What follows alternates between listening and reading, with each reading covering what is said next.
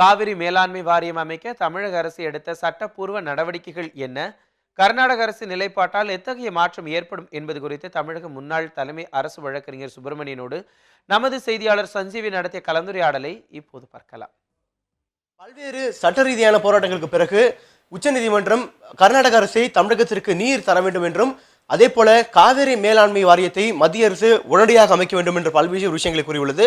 அதே போல கர்நாடக அரசு தற்பொழுது உச்சநீதிமன்றத்திற்கு எதிராக செயல்பட்டு வருகிறது. அதாவது காவேரி வேளாண்மை வாரியத்தை அமைக்கக்கூடாது, அதே போல தமிழகத்திற்கு நீர் வழங்கக்கூடாது என்ற விஷயத்தை கர்நாடக அரசு கூறி வருகிறது.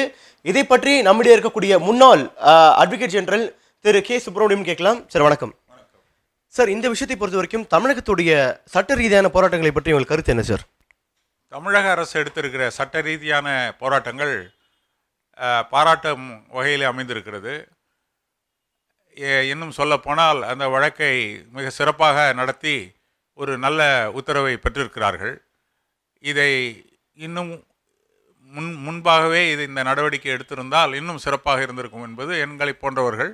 இருந்தாலும் பெட்டர் லேட் தேன் நெவர் என்ற வகையிலே நல்ல தீர்ப்பு என்பதுதான் நான் சொல்வேன். சார், இந்த விஷயத்தை பொறுத்த வரைக்கும் பார்த்தோம் என்றால், ஒரு மாநிலம், இந்தியாவில் இருக்கக்கூடிய ஒரு மாநிலம் ஒரு ரெசல்யூஷன் கொண்டு வருது அப்படின்னா, உச்சநீதிமன்றத்திற்கும் ஒரு ஸ்டேட் லெஜிஸ்லேட்டிவ் அசம்பிளிக்கும் ஒரு கான்ஃப்ளிக்ட் அந்த விஷயம் பார்க்கப்படுது. இது ரெண்டுத்தில் எது பவர்ஃபுல் பார்க்குறீங்க? உச்சநீதிமன்றத்துடைய தீர்ப்பா அல்லது ஒரு ஸ்டேட் ரெசல்யூஷன், ஒரு ஸ்டேட்டோட ரெசல்யூஷனா? இந்திய அரசியல் சட்டப்படி உச்சநீதிமன்ற தீர்ப்பு தான் யாரையும், எந்த லெஜிஸ்லேச்சராக இருந்தாலும் சரி, எந்த தனி மனிதராக இருந்தாலும் சரி, எல்லோரையும் கட்டுப்படுத்தும். அதனால் லெஜிஸ்லேச்சர் என்று சொல்லக்கூடிய சட்டமன்றங்கள் இயற்றுகின்ற சட்டங்களை செல்லாது என்று அறிவிக்கின்ற அந்த உரிமையும் தகுதியும் உச்சநீதிமன்றத்துக்கு உண்டு. எனவே கர்நாடக சட்டமன்றத்திலே தீர்மானம் போட்டாலோ அல்லது சட்டம் கொண்டு வந்தாலோ அந்த சட்டம் செல்லாது என்று அறிவிக்கிற உரிமை அரசியல் சட்டப்படி உச்சநீதிமன்றத்துக்கு உண்டு. சார், அதே போல் இந்த விஷயங்களை பொறுத்தவரையும் இறுதியாக பார்த்தோம் அப்படின்னா, உச்சநீதிமன்றத்தோட அந்த தீர்ப்பு தான் இறுதியான தீர்ப்புன்னு சொன்னீங்க. ஆனால் தொடர்ந்து கர்நாடக அரசு இந்த மாதிரி செயல்படும் போது அவங்களால அப்பீல் போகிறதுக்கு வாய்ப்பு இருக்கா? இல்லை, உச்சநீதிமன்ற தீர்ப்புக்கு பிறகு அப்பீல் என்பது ஒன்று கிடையாது. உச்சநீதிமன்ற தீர்ப்பு தான் இறுதியானது. அதற்கு பிறகு ஒரு அப்பீல் என்பது கிடையாது. ஆனால் இந்த பிரச்சனையிலே எனக்கு சில கருத்துக்கள் உண்டு.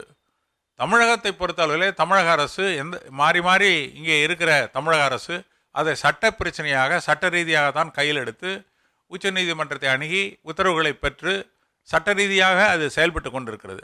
ஆனால் கர்நாடகத்திலே அதை ஒரு உணர்ச்சி பூர்வமான விஷயமாகவும் ஒரு அரசியல் பிரச்சனையாகவும் அவர்கள் அதை பார்க்கிறார்கள். எனவே இதுதான் இந்த பிரச்சனையிலே இவ்வளவு கோளாறுகள் ஏற்படுவதற்கு காரணம் என்று நான் நினைக்கிறேன்.